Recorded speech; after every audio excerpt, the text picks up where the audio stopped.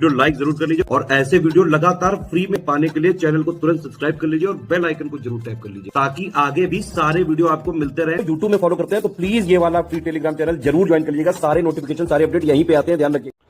नमस्कार दोस्तों, यूकेपीएससी के एक और शानदार टेस्ट सीरीज में आपका स्वागत है। एनवायरमेंट इकोलॉजी के 50 सवालों का बहुत ही शानदार मॉक टेस्ट लिया है। आइए इसको देखते हैं, मज़ा आ जाएगी आपको करके। और काफ़ी सारे सवाल आपको इस एग्ज़ाम में भी देखने को मिल सकते हैं और रिवीजन तो आपका बहुत शानदार हो ही जाएगा। अब जैसे इसमें आपको गलत की पहचान करनी है, कौन सा गलत है। कह रहा राष्ट्रीय समुद्री जैव विविधता केंद्र यानी national centre for marine biodiversity Gujarat के जामनगर में है। जैव विविधता के साथ साथ मनुष्य की पारंपरिक जीवन शैली के संरक्षण के लिए सबसे महत्वपूर्ण रणनीति बायोस्फीयर रिजर्व की स्थापना में निहित है। राजीव गांधी वन्यजीव संरक्षण पुरस्कार वन्यजीव संरक्षण के लिए देश का सर्वश्रेष्ठ पुरस्कार है। कौन सा गलत है? तो यहां आपका कोई गलत नहीं है, तीनों ठीक है। क्वेश्चन नंबर 2 पे आ जाते हैं। कह रहा है एक जीव गोद लो योजना की शुरुआत 1960 में स्थापित किस नंदनकानन जूलॉजिकल पार्क में से की गई थी भाई? कहाँ पे स्थित है भाई नंदनकानन जूलॉजिकल पार्क? तो ये आपका कहाँ है? भुवनेश्वर, उड़ीसा में। ठीक है, चलो क्वेश्चन नंबर 3 पे आ जाइए। यहाँ पे सही की पहचान करनी होगी। कह रहा सभी पोषण स्तरों में से सर्वाहारी को सर्वोच्च पोषण स्तर माना जाता है। पारिस्थितिकी पदछाप के माप की इकाई भूमंडलीय हेक्टेयर है। Madras crocodile bank trust Asia का पहला संरक्षित मगरमच्छ प्रजनन केंद्र है। और वंगारी मथाई ने 2002 में नोबेल शांति पुरस्कार जीता था और ग्रीन बेल्ट मूवमेंट का नेतृत्व किया था। तो यहाँ कौन सा सही है? तो 1, 2, 3 सही है, क्योंकि वंगारी मथाई ने 2002 में नहीं 2004 में नोबेल शांति पुरस्कार जीता था। क्वेश्चन नंबर 4 पे आ जाते हैं। इसमें भी सही की पहचान करनी होगी, कौन सा यहाँ पे सही है। यूकेलिप्टस को इसकी अत्यधिक जल धारण क्षमता के कारण पर्यावरण शत्रु घोषित किया गया है। भूटान विश्व का प्रथम कार्बन नेगेटिव देश है। लिपस्टिक में उपयोग किए जाने वाले कुछ रंगों में थोड़ी मात्रा में शीशा होता है यानी लेड होता है, क्योंकि सभी दूषित पदार्थों को खत्म करना लगभग असंभव होता है। सही है कौन सा? तीनों सही हो जाएंगे। क्वेश्चन नंबर 5 में सही की पहचान करनी है। पारिस्थितिकी पिरामिड का विकास 1927 में चार्ल्स एल्टन द्वारा किया गया था, इकोलॉजिकल पिरामिड का। 30 डिग्री सेल्सियस पर प्रकाश संश्लेषण की प्रक्रिया सर्वाधिक होती है। आहार श्रृंखला यानी फूड चेन जितनी छोटी होती है उससे उपलब्ध होने वाली ऊर्जा उतनी ही कम होती है। क्या ये बात सही है इनमें तीनों? तो आप देखेंगे 1 और 2 सिर्फ सही है, क्योंकि आहार श्रृंखला जितनी छोटी होगी ऊर्जा उतनी ही अधिक हो जाती है ना, लेस नहीं, उतनी ही ज़्यादा हो जाएगी, है ना, मोर होगी। क्वेश्चन नंबर 6 पे सही की पहचान करनी है। नई दिल्ली में 1980 में राष्ट्रीय जल विकास एजेंसी की स्थापना हुई थी। रूस के सेंट पीटर्सबर्ग में विश्व का पहला बाघ बचाव सम्मेलन नवंबर 2010 में हुआ था। जेट्रोफा के बीजों से बायोफ्यूल प्राप्त होता है। कौन सा सही है? तो तीनों ठीक है। क्वेश्चन नंबर 7 में कह रहा भारत में ब्लू फ्लैग सर्टिफिकेशन के संबंध में गलत बताना है। ब्लू फ्लैग सर्टिफिकेशन के कंटेक्स्ट में कौन सा गलत है? शिवराजपुर गुजरात और पदुबिद्री लक्षद्वीप, कसारगोड कर्नाटक, कोवलम तमिलनाडु। भाई ब्लू फ्लैग जो है आपको पता होगा, समुद्र तट जो होते हैं एकदम क्लीनेस्ट उनको दिया जाता है। भारत में 12 ब्लू फ्लैग बीचेस हैं, है ना। यहाँ पे जो पदुबिद्री लक्षद्वीप है ये नहीं होगा, है ना। 12 के 12 आपको नाम याद रखने हैं। क्वेश्चन नंबर 8 में कह रहा है कौन सा विषय राज्य सूची का स्टेट लिस्ट का है भाई? स्टेट लिस्ट में इरिगेशन यानी सिंचाई जल निकासी, कृषि, स्वच्छता, पुरातात्विक स्थल। तो कौन सा राज्य सूची में आ जाएगा? तो ये 3 आ जाएंगे। पुरातात्विक स्थल जो है ये नहीं आएगा। ये आपका किस में आ जाएगा? कॉन्करेंट लिस्ट या समवर्ती सूची में। क्वेश्चन नंबर 9 में गलत की पहचान करनी है। जम्मू कश्मीर में स्थित दचिंगम राष्ट्रीय उद्यान कश्मीरी हिरण यानी हंगुल के लिए प्रसिद्ध है। बिहार में स्थित विक्रमशिला राष्ट्रीय उद्यान भागलपुर नदी डॉल्फिन के लिए प्रसिद्ध है।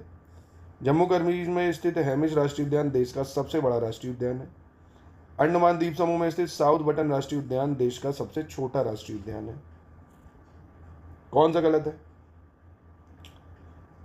तो हेमिश राष्ट्रीय उद्यान ये जम्मू कश्मीर में नहीं पड़ेगा, ये लद्दाख में है आपका, है ना। लद्दाख सबसे बड़ा है ना, सबसे बड़ा है, पर ये लद्दाख में है, इसलिए ये गलत है। चलिए क्वेश्चन नंबर 10 में सही की पहचान करनी है। यहाँ पे कौन सा सही हो जाएगा? कह रहे हैं लमेरू हाथी अभ्यारण्य, सिंहभूम, मयूरभंज और मयूर झरना। कौन सा सही मैच कर रहा है? छत्तीसगढ़ ये लमेरू हाथी अभ्यारण्य बिल्कुल ठीक है, और झारखंड में आपका सिंहभूम हो जाएगा, भी सही है, और मयूर झरना हो गया वेस्ट बंगाल, उड़ीसा में हो गया मयूरभंज, यानी ऑप्शन बी सही हो जाएगा। क्वेश्चन नंबर 11 पे आते हैं, इसमें आपको बताना होगा कौन सा सही है। 5 जून 1992 को ब्राज़ील के रियो दी जनेरियो में पृथ्वी शिखर सम्मेलन में देशों द्वारा जैविक विविधता पर सम्मेलन पर बातचीत और हस्ताक्षर किए गए। यह सम्मेलन 29 दिसंबर 1994 को लागू हुआ। 18 फरवरी 1994 को भारत इस सम्मेलन में एक पक्ष बन गया था। वर्तमान में इस सम्मेलन में 196 पार्टियां हैं। सही कौन सा है? तो 134 सही है, क्योंकि भारत ने जो है मतलब ये सम्मेलन लागू हुआ था 1993 में, है ना, 29 दिसंबर 1993। क्वेश्चन नंबर 12 में सही बताना है आपको।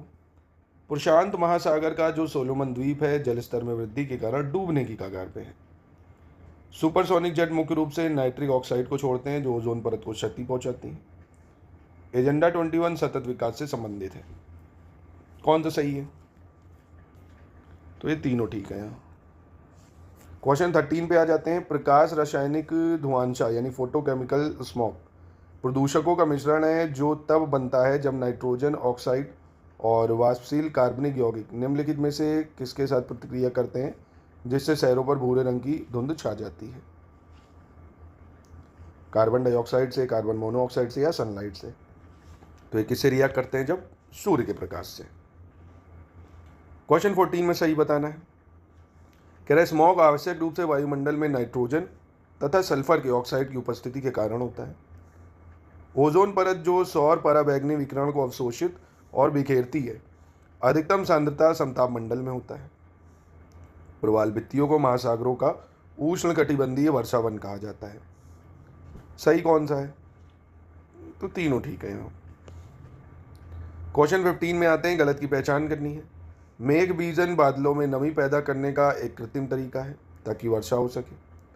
मेघ बीजन के लिए उपयोग किए जाने वाले रसायन सिल्वर आयोडाइड, पोटेशियम आयोडाइड और ड्राई आइस है। हैलोजन स्रोत गैसों को अक्सर ओजोन घटाने वाले पदार्थ के रूप में जाना जाता है। तो यहाँ कौन सा गलत है? तो गलत कोई नहीं है, तीनों ठीक है। क्वेश्चन 16 देख लेते हैं, यहाँ गलत की पहचान करनी है। दक्षिणी ध्रुव के ऊपर समताप मंडलीय ओजोन परत पतली हो जाती है जिसके कारण ओजोन छिद्र का निर्माण होता है। ओजोन की जो सांद्रता है यानी कंसंट्रेशन ओजोन की वो डॉप्सन है। हरित ग्रह प्रभाव की खोज 1824 ईस्वी में जोसेफ फॉरियर द्वारा की गई थी। कौन सा गलत है? तो गलत कोई नहीं होगा। क्वेश्चन 17 में गलत की पहचान करनी है, यहाँ कौन सा गलत है? क्लोरोफ्लोरोकार्बन पृथ्वी के चारों ओर ओजोन परत की कमी का कारण है जो हमें हानिकारक पराबैंगनी किरणों से बचाती है। भारत में सतत विकास की दृष्टि से विद्युत उत्पादन का सर्वोत्तम स्रोत जल विद्युत है। कौन सा गलत है? तो यहाँ कोई गलत नहीं है। क्वेश्चन 18 में आ जाते हैं, गलत बताना है। ISO 14000 श्रृंखला के मानक पर्यावरण को सुरक्षित करने का प्रयास करते हैं। भारतीय संविधान के अनुच्छेद 51 के अनुसार प्राकृतिक पर्यावरण का संरक्षण और सुधार करना भारत के प्रत्येक नागरिक का कर्तव्य है। भारतीय संविधान की अनुसूची 7 पर्यावरण संरक्षण के लिए कानून बनाने के लिए संघ और राज्यों को शक्ति प्रदान करती है। तो यहाँ देखेंगे आप इनकरेक्ट, तो कोई नहीं है। क्वेश्चन नंबर 19 में आते हैं, यहाँ पे आपको बताना होगा कौन सा सही है। खैर वृक्ष उपोष्ण कटिबंधीय वनों में पाए जाते हैं। कोरिंगा मैनग्रोव क्षेत्र आंध्र प्रदेश राज्य में गोदावरी नदी के डेल्टा पर स्थित है। हाइड्रोजन ईंधन सेल वाहन निकास के रूप में जल का उत्पादन करते हैं। यहाँ कौन सा ठीक है? तो ये तीनों ठीक है। 20 पे आ जाते हैं, यहाँ पे भी सही बताना है। भारत सरकार ने protection of plant varieties and farmers right अधिनियम 2001 में पारित किया है। वनस्पति जलवायु का सही मापदंड है, यह कथन व्लादिमीर कोपेन का है। कौन सा सही है? तो दोनों ठीक है। 21 पे आते हैं, सही की पहचान करनी है आपको। धूल तथा कार्बन के कण पौधों की श्वसन क्रिया व प्रकाश संश्लेषण की क्रिया में अवरोध उत्पन्न करते हैं। भाई धूल और कार्बन के कण पत्तियों के ऊतकों को नष्ट कर देते हैं। धूल और कार्बन के कण वर्षा के समय में यह पौधों में अम्लीय विषाक्तता उत्पन्न कर देते हैं। कौन सा सही है? तो यहाँ आप देखेंगे सिर्फ 1 और 2 सही होगा। क्यों? क्योंकि धूल और कार्बन के कण जो हैं ये वर्षा के समय क्षारीय विषाक्तता करते हैं, अम्लीय नहीं, है ना, क्षारीय, बेसिक। चलो क्वेश्चन नंबर 22 देखते हैं। और यूकेपीएससी की तैयारी आप करना चाहते हैं तो कंप्लीट तैयारी 4000 में आप कर सकते हैं, जिसमें आप समझिए 22 टेस्ट सीरीज भी मिलेंगी, जीएस पेपर 1 का पूरा स्टडी मटेरियल रिकॉर्डेड क्लासेस के साथ, जिसमें current affairs, budget, economic survey सब कुछ देंगे। डेली प्रैक्टिस आपको जीएस के सवालों की क्विज के माध्यम से करवाएंगे। डाउट क्लियरेंस प्रोग्राम मिलेगा आपको, 24/7 डाउट आप पूछ सकते हैं। बाकी आप अगर सिर्फ स्टडी मटेरियल चाहते हैं वो भी मिल जाएगा भाई, सिर्फ यूके स्पेशल का चाहते हैं वो भी मिल जाएगा, सिर्फ क्विज चाहते हैं, सिर्फ टेस्ट चाहते हैं, तो सारी सुविधा आपके लिए है ना। पूरी तैयारी कर सकते हैं आप इस नंबर पे कॉन्टैक्ट करके। चलिए क्वेश्चन नंबर 22 में आपको गलत की पहचान करनी है, कौन सा यहाँ गलत है। डाईफिनाइल ट्राईक्लोरोइथेन एक जो है बायोडिग्रेडेबल यानी जैव अपघटनी पॉल्यूटेंट है, ठीक। और biodegradable material are capable of being decompose by bacteria and thus prevalent pollution, यानी ये पदार्थ जो है जीवाणु द्वारा विघटित होने में सक्षम होते हैं।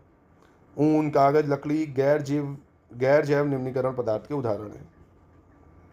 तो गलत आप देखेंगे तो पहला तीसरा है ना, पहला तीसरा गलत है, क्योंकि ये जो है डाईफिनाइल ट्राईक्लोरोइथेन ये बायोडिग्रेडेबल नहीं होते, नॉन बायोडिग्रेडेबल होते हैं, है ना।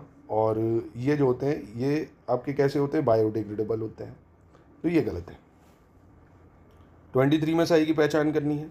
विश्व स्तर पर प्राकृतिक रूप से पाए जाने वाले आर्सेनिक के उच्चतम स्तर वाले क्षेत्र बांग्लादेश और भारत का पश्चिम बंगाल है। आर्सेनिक अपने कार्बनिक रूप में अत्यधिक विषैला होता है। कई देशों के भूजल में आर्सेनिक स्वाभाविक रूप से उच्च स्तर पर मौजूद है। आर्सेनिक से सार्वजनिक स्वास्थ्य के लिए बड़ा खतरा पीने, भोजन तैयार करने और खाद्य फसलों की सिंचाई के लिए उपयोग किए जाने वाले दूषित पानी से है। कौन सा सही है? तो आपका 134 सही हो जाएगा, 134। Arsenic is highly toxic in organic form, ये गलत है। आर्सेनिक टॉक्सिक है बट इन ऑर्गेनिक फॉर्म में। क्वेश्चन नंबर 24 पे आते हैं, गलत की पहचान करनी है। 25 मार्च 2019 से हर वर्ष 5 अक्टूबर को राष्ट्रीय डॉल्फिन दिवस के रूप में मनाना शुरू किया गया। केंद्रीय पर्यावरण, वन एवं जलवायु परिवर्तन मंत्री भूपेन्द्र यादव ने 5 अक्टूबर को राष्ट्रीय डॉल्फिन दिवस घोषित किया। 5 अक्टूबर को राष्ट्रीय डॉल्फिन दिवस मनाने का निर्णय राष्ट्रीय वन्यजीव बोर्ड की स्थायी समिति की 67वीं बैठक में लिया गया। तो अब देखेंगे ये गलत है, पहला 2019 से नहीं 2022 से निर्णय लिया गया था। चलो क्वेश्चन नंबर 25 देखते हैं, इसमें भी आपको सही बताना है कौन सा है। बाघ जनगणना यानी टाइगर सेंसस पे। भारत वर्तमान में विश्व की लगभग 75% जंगली बाघ आबादी का निवास करती है। 9 अप्रैल 2022 को मैसूर में प्रोजेक्ट टाइगर के 50 साल पूरे होने के जश्न के दौरान प्रधानमंत्री नरेंद्र मोदी ने बाघों की न्यूनतम आबादी 3167 घोषित की है। मध्य प्रदेश में मौजूद 6 बाघ अभ्यारण्यों में से पन्ना बाघ अभ्यारण्य में बाघों की संख्या सबसे ज़्यादा है। तो सही यहाँ है पहला दूसरा, क्योंकि सबसे ज़्यादा जो बाघ अभ्यारण्य एमपी में वो बांधवगढ़ में है, ठीक है। 26 पे आते हैं, गलत की पहचान करनी है। देश के 54 बाघ अभ्यारण्यों में से उत्तराखंड के कॉर्बेट टाइगर रिजर्व में सबसे ज़्यादा 250 यानी 260 बाघ हैं। बाघों की सबसे अधिक जनसंख्या एमपी में है। भारत के 18 राज्यों में 54 टाइगर रिजर्व हैं, जो कितने वर्ग किलोमीटर क्षेत्र में फैले हुए हैं। कौन सा गलत है? तो गलत कोई नहीं है, ठीक है। 27 में आते हैं, सही की पहचान करनी है। 9 जुलाई 1969 को शेर को भारत का राष्ट्रीय पशु नामित किया गया। रॉयल बंगाल टाइगर 18 नवंबर 1972 को भारत का राष्ट्रीय पशु नामित हुआ। नीलगिरी बायो रिजर्व भारत का पहला और सबसे पुराना बायो रिजर्व था, जिसे 1 सितंबर 1986 को अधिसूचित किया गया था। तो यहाँ कौन सा सही है?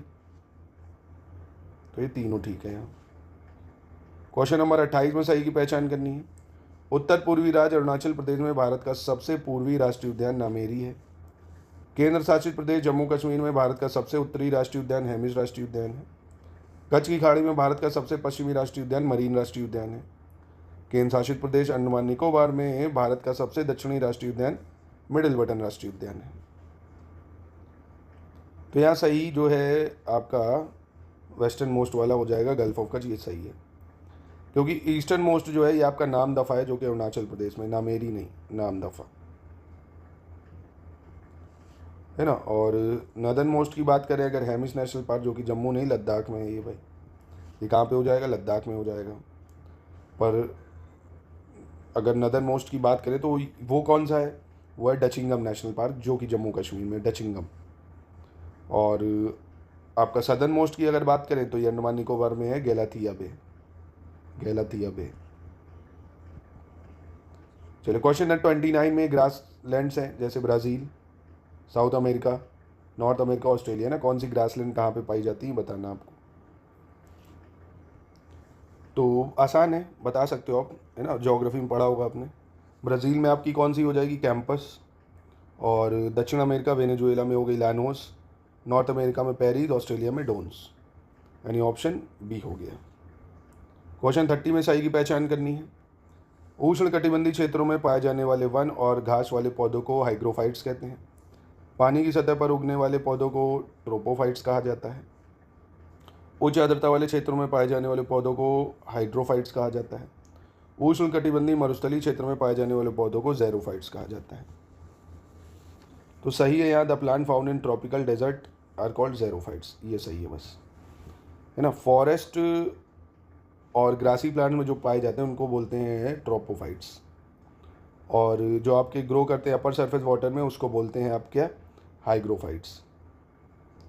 और plant found in area of high humidity उनको बोलते हैं हाइग्रोफाइट्स, है ना, जो हाई ह्यूमिडिटी में होते हैं वो होते हैं हाइग्रोफाइट्स। इसको यहाँ करो और ये यहाँ हो जाएगा। क्वेश्चन 31 आ जाते हैं। बायो ऑगमेंटेशन की बात कर रहे हैं। इसके तहत सूक्ष्म जीवों की वृद्धि और विकास को प्रोत्साहित करने के लिए दूषित मिट्टी में कुओं के माध्यम से हवा और पोषक तत्वों की आपूर्ति की जाती है। बायो जो स्प्रैगिंग है, बायो स्पॉर्जिंग, इसके तहत भूजल स्तर के नीचे वायु दबाव डाला जाता है ताकि उक्त क्षेत्र में ऑक्सीजन की सांद्रता को बढ़ाया जा सके और जैविक क्षरण प्रक्रिया को भी बढ़ाया जा सके। बायोवेटिंग में साइट पर विशिष्ट उपचार कार्यों को पूरा करने के लिए प्रदूषित क्षेत्रों में स्वदेशी या बहिर्जात सूक्ष्म जीवों को निरंतर शामिल करना है। कौन सा सही है भैया, तो सिर्फ दूसरा वाला सही हो जाएगा, क्योंकि ये जो प्रोसेस है, air and nutritions are supplied through wells into contaminated soil, ये बायो वेंटिंग है और ये प्रोसेस को बोलते हैं बायो ऑगमेंटेशन, है ना। तो ये है बायो ऑगमेंटेशन। चलो अगला देखते हैं। Select the incorrect. Primary, producer और ऑटोट्रॉफ के कंटेक्स्ट में आपको गलत बताना है कौन सा है। कह रहा वे प्रकाश संश्लेषण की प्रक्रिया के माध्यम से सूर्य के प्रकाश में कार्बन डाइऑक्साइड और पानी जैसे सरल अकार्बनिक पदार्थों से कार्बोहाइड्रेट का संश्लेषण करते हैं। ये पौधों और जानवरों से प्राप्त जैविक भोजन पर निर्भर रहते हैं। इन्हें सूक्ष्म उपभोक्ताओं और वृहत उपभोक्ताओं में विभाजित किया जा सकता है। तो यहाँ देखेंगे आप गलत 2 और 3 है। क्यों भाई, प्राथमिक उत्पादक और स्वपोषी जो है ये पौधों और जानवरों से थोड़ी डिपेंड करेंगे, वो तो खुद ही बना लेंगे ना अपना भोजन, इसलिए। 33 में आ जाइए। यहाँ सही की पहचान करनी है आपको, कौन सा सही हो जाएगा। पारिस्थितिकी तंत्र और जैव विविधता का अर्थशास्त्र एक वैश्विक पहल है जो प्रकृति के मूल्यों को दृश्यमान बनाने पर केंद्रित है। इसका मुख्य उद्देश्य सभी स्तरों पर निर्णय लेने में जैव विविधता और पारिस्थितिकी तंत्र सेवाओं के मूल्य को मुख्य धारा में लाना है। पारिस्थितिकी तंत्र और जैव विविधता का अर्थशास्त्र संयुक्त राष्ट्र पर्यावरण कार्यक्रम के तहत काम करने वाली संस्था है और पारिस्थितिकी तंत्र और जैव विविधता का अर्थशास्त्र का कार्यालय स्विट्जरलैंड में बर्न में है। तो यहाँ आप देखेंगे 1, 2, 3 सही है ना, क्योंकि इसका स्विट्जरलैंड में, बर्न में नहीं है, जिनेवा में है। चलिए 34 पे आ जाते हैं। इसमें आपको गलत बताना है कौन सा गलत है। भोपाल गैस ट्रेजडी कह रहा है 1984 की रात को यूनियन कार्बाइड इंडिया लिमिटेड नामक कीटनाशक संयंत्र में हुई थी, जो एमपी में है, भोपाल में। कीटनाशक संयंत्र यूनियन कार्बाइड इंडिया लिमिटेड से 40 टन से अधिक जहरीली गैस मिथाइल आइसोसाइनेट का रिसाव हुआ था। भारत सरकार ने भोपाल गैस रिसाव आपदा अधिनियम 1985 पारित किया, जिसने सरकार को सभी पीड़ितों का प्रतिनिधित्व करने का अधिकार दिया, चाहे वो भारत में हो या नहीं। कौन सा गलत है, तो गलत कोई नहीं है। 35 में गलत की पहचान करनी। राष्ट्रीय जैव विविधता अधिनियम 2002 की धारा 39 के अनुसार भारतीय प्राणी सर्वेक्षण को राष्ट्रीय प्राणी संग्रह के लिए एक नामित भंडार घोषित किया गया है। कैडमियम से दूषित पानी के कारण इताई रोग हो जाता है। सीसा के यौगिकों के कारण एनीमिया, सिरदर्द, मांसपेशियों की ताकत में कमी और मसूड़ों के आसपास नीलापन आ जाता है। तो यहाँ कौन सा गलत है? तो गलत कोई नहीं है यहाँ। क्वेश्चन 36 में आते हैं, गलत की पहचान करनी है। बायोकेमिकल ऑक्सीजन डिमांड यानी बीओडी कह रहा है ये पानी में मौजूद कार्बनिक कचरे को विघटित करने के लिए बैक्टीरिया द्वारा आवश्यक घुलित ऑक्सीजन की मात्रा है।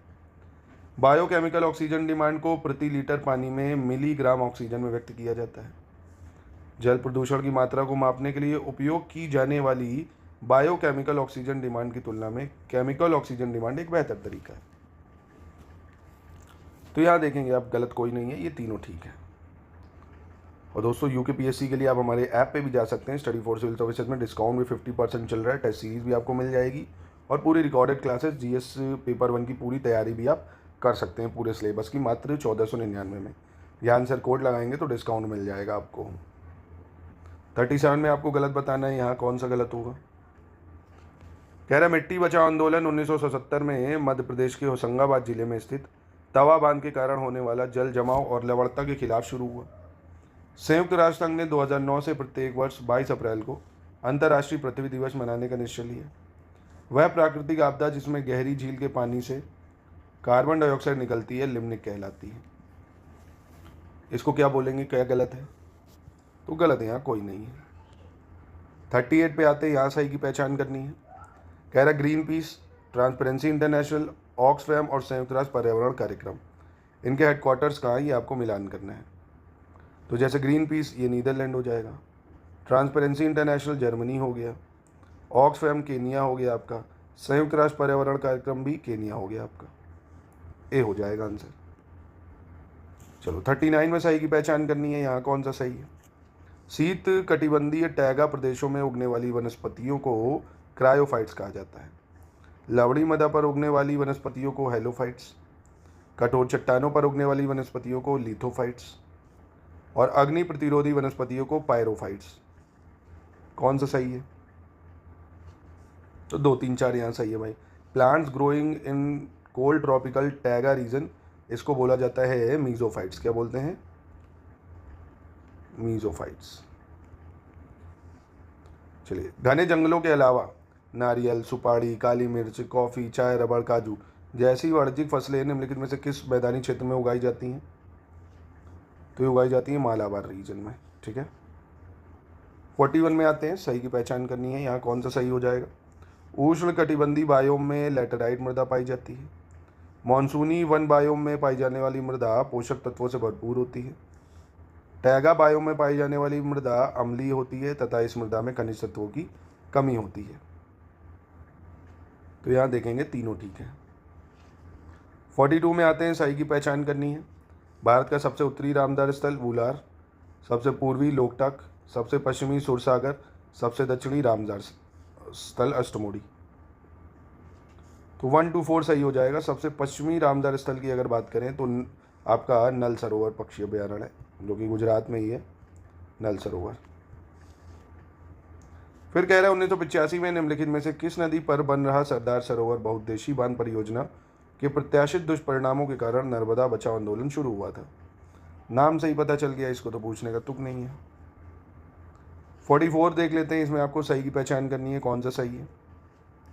उत्तराखंड के चमोली जिले में कल्याण सिंह रावत के नेतृत्व में शुरू हुआ मैती आंदोलन भारत के विभिन्न क्षेत्रों के साथ साथ विश्व स्तर पर भी ख्याति प्राप्त कर चुका है। वर्ष 1994 में कल्याण सिंह रावत ने शादी में जूता चुराई की परंपरा के स्थान पर दूल्हे द्वारा लड़की के मायके में पौधा लगाने की परंपरा शुरू की थी, जो आज भी उत्तराखंड में व्यापक रूप से प्रचलित है। तो कौन सा सही है भाई? बहुत ही शानदार परंपरा थी ये, दोनों सही है कि भाई जूता उता चुराने वाला काम नहीं। आप क्या करो, दूल्हा जो है, दूल्हा है ना, वो क्या करेगा, दूल्हे द्वारा लड़की का जो मायका है वहाँ पे एक पौधा लगाएगा। तो दोनों ठीक है। चलो, इसमें कह रहा है महेश चंद्र मेहता ग्रीन एडवोकेट, भारत के जल पुरुष राजेंद्र सिंह और जादव पायेंग भारत के वन पुरुष, भारत के पक्षी पुरुष सलीम अली। कौन सा सही है? तो ये सारे सही हो जाएंगे। 46 में मिलान करना है आपको। World wild life day, biodiversity day, environment day और मैनग्रोव डे, कौन सा सही है? तो विश्व वन्यजीव दिवस ये बनते हैं 3 मार्च को, विश्व जैव विविधता दिवस 22 मई को, पर्यावरण दिवस 5 जून और मैनग्रोव दिवस आपका 26 जुलाई। ए सही है। चलिए 47 देखते हैं, नेशनल सोलर मिशन, ये किसके अंतर्गत आएगा, किस मिनिस्ट्री में। National mission for enhanced energy efficiency, national sustainable habitat mission और नेशनल ग्रीन इंडिया मिशन है ना, किस मिनिस्ट्री के अंतर्गत आएंगे ये। जैसे नेशनल सोलर मिशन, ये तो ministry of new and renewable energy के तहत आ जाएगा। National mission for enhanced energy efficiency, ये मिनिस्ट्री ऑफ पावर के अंतर्गत आ जाएगा। और नेशनल सस्टेनेबल हैबिटेट मिशन, ये किसके अंतर्गत आ जाएगा भाई, ministry of rural development. National green mission की अगर बात करें, नहीं, हाँ ठीक है, हरित मिशन की बात करें, ये पर्यावरण और उस मंत्रालय के अंतर्गत आ जाएगा। यानी ऑप्शन जो है इसका डी सही हो जाना चाहिए। क्वेश्चन 48 में भी गलत बताना है, कौन सा गलत है। भारतीय संसद ने 1972 में वन्यजीव अधिनियम बनाया, जिसके माध्यम से देश में वन्यजीवों को सुरक्षा मिलती है। भारत दुनिया का पहला देश है जहाँ संविधान में पर्यावरण संरक्षण का प्रावधान है। और वन्यजीव संरक्षण अधिनियम 1972 पौधों और जानवरों की प्रजातियों की रक्षा के उद्देश्य से पारित भारत की संसद का एक अधिनियम है। तो गलत यहाँ देखेंगे आप तो कोई नहीं है, तीनों ठीक है। 49 में गलत बताना है, जल प्रदूषण की रोकथाम और नियंत्रण अधिनियम 1976 को देश में जल प्रदूषण को रोकने और नियंत्रित करने और पानी की अखंडता को बनाए रखने या बहाल करने के उद्देश्य से अधिनियमित किया गया है। जल प्रदूषण अधिनियम को 1988 में संशोधित किया गया है। जल प्रदूषण उपकर अधिनियम 1977 को कुछ प्रकार की औद्योगिक गतिविधियों को चलाने वाले व्यक्तियों द्वारा उपयोग किए जाने वाले पानी पर उपकर लगाने और संग्रह करने के लिए अधिनियमित किया है। तो ये गलत है भाई, water prevention and control of pollution act आया था 1974 में। चलिए अंतिम देख लेते हैं, इसमें सही बताना है कौन सा है। पशुओं के प्रति क्रूरता की रोकथाम नियम जो 2017 है, इसको पशु क्रूरता निवारण अधिनियम 1960 के तहत तैयार किया गया है। वायु प्रदूषण की रोकथाम और नियंत्रण अधिनियम 1981 भारत में वायु प्रदूषण के हानिकारक प्रभावों को रोकने और नियंत्रित करने के उद्देश्य से भारत की संसद द्वारा पारित एक अधिनियम है। तो यहाँ सही जो है दोनों हो जाएगा।